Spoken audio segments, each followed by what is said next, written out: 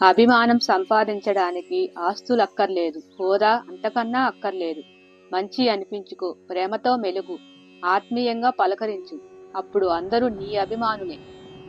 ఒక వ్యక్తితో ప్రేమతోనైనా ఉండు, లేదా నమ్మకంగానైనా ఉండు.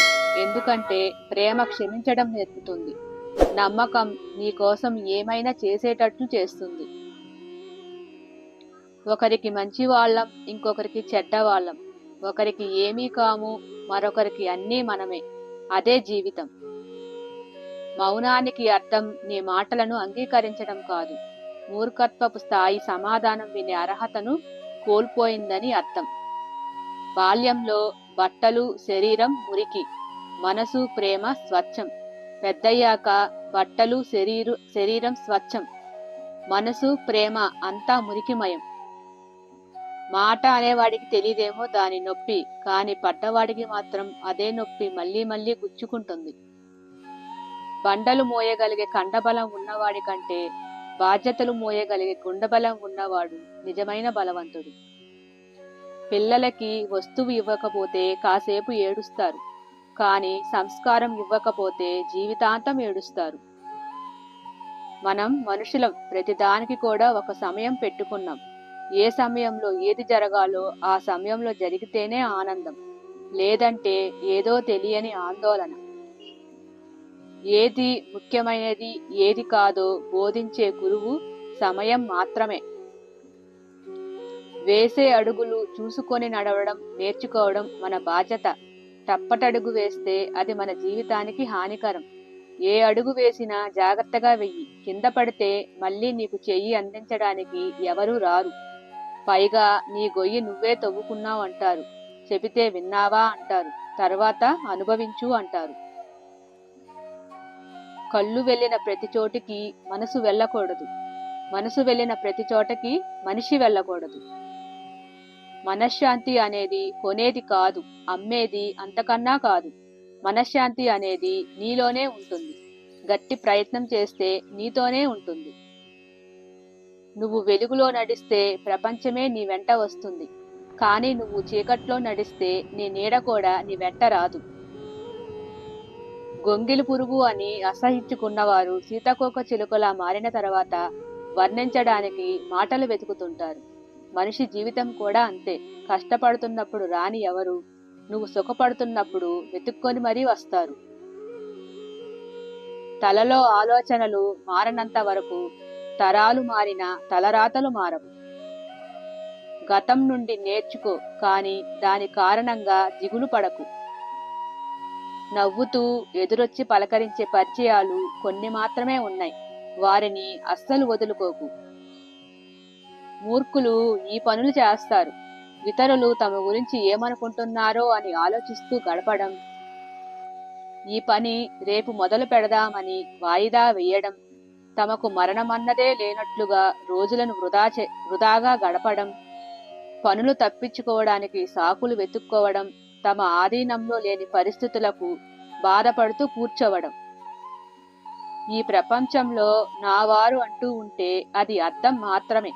ఎందుకంటే అద్దం ముందు నిలబడి మనం ఏడ్చినప్పుడు అద్దం కూడా ఏడుస్తుంది తప్ప నవ్వదు.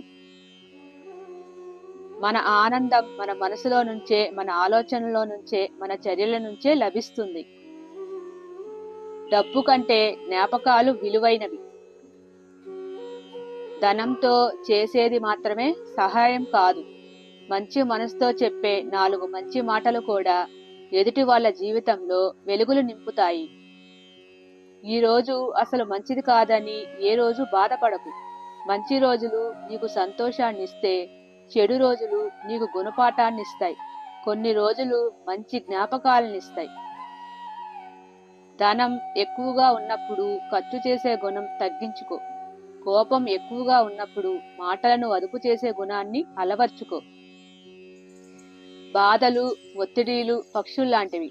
వాటిని మన చుట్టూ ఎగరకుండా ఆపలేం, కానీ వాటిని మన మైండ్లో గూడు కట్టుకోకుండా మాత్రం చేయగలం. అలలు తగ్గాక స్నానం చేద్దాం అనుకున్నాడట ఒకడు. సముద్రాన్ని చూస్తూ బాధ్యతలు తీరిపోయాక జ్ఞానం సంపాదించుకుందాం అనుకున్నాడు ఇంకొకడు. వాడు ఎప్పటికీ స్నానం చేయలేడు, వీడు ఎప్పటికీ జ్ఞానం రాదు. జీవితంలో ఒక్కోసారి ఒంటరిగా నడవడం కష్టంగా ఉండొచ్చు. కానీ ఆ ఒంటరితనమే డబ్బు విలువ, మనుషుల విలువ, సమయం విలువ, జీవితం విలువ అన్నీ నేర్పిస్తుంది. చెట్టుకి డబ్బుకి మాటలొస్తే ఆ రెండు చెప్పే మాట ఒకటే: ఈ రోజు నన్ను కాపాడుకో, రేపు నిన్ను కాపాడుతా. ఒంటరిగా నడవడంలోనే అసలైన బలం ఉంది. ఎవ్వరూ వెన్నింటి లేకపోయినా మనకున్న ధైర్యమే మన తోడు. దూరమైన జ్ఞాపకాలన్నీ రాత్రవుతే దగ్గరవుతాయి. పైకి కనిపించినంత అందంగా ఏ ఒక్కరి జీవితం ఉండదు. కొందరు నటిస్తారు, కొందరు నెట్టుకొస్తారు, అంతే. ఏ వ్యక్తి కూడా తను తీసుకున్న దానికి గౌరవింపబడడు. తాను ఇచ్చిన దానికి మాత్రమే అతనికి ఆ గౌరవం లభిస్తుంది. పోయిన సమయాన్ని తిరిగి తేలేవు, జరగబోయేదాన్ని మార్చలేవు. ఉన్న సమయాన్ని ఎలా ఉపయోగించుకుంటున్నావు అన్న దాని మీద నీ జీవితం మరియు నీ విజయం ఆధారపడి ఉంటుంది.